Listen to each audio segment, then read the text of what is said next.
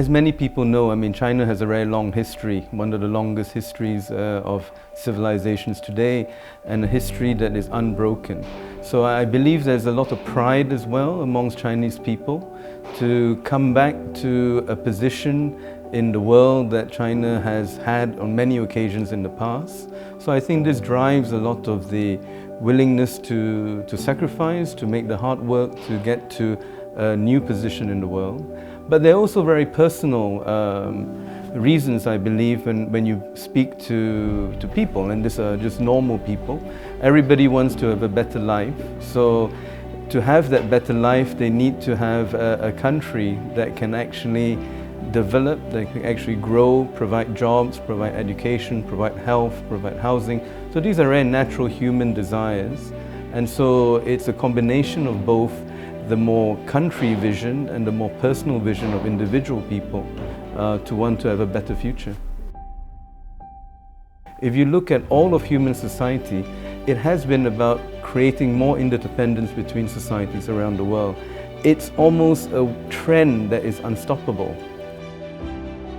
But what we need to also recognize is that globalization brings challenges, it brings uncertainties for people, and how can we best help them is something that we look to governments to try to do as much as they can to deal with the challenges of globalization.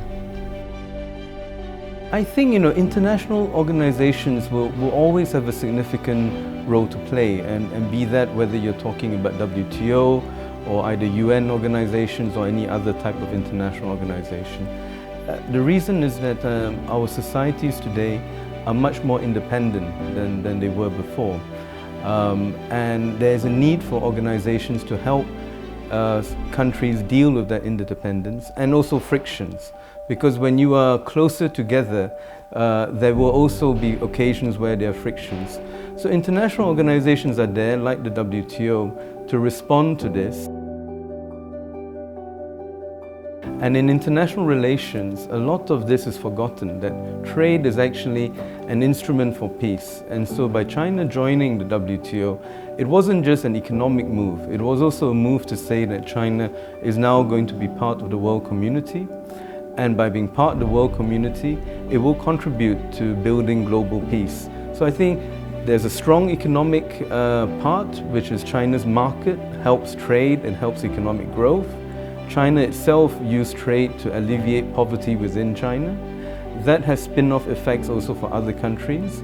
There's also the role of China playing in terms of peace. So there are all these different aspects that one has to consider.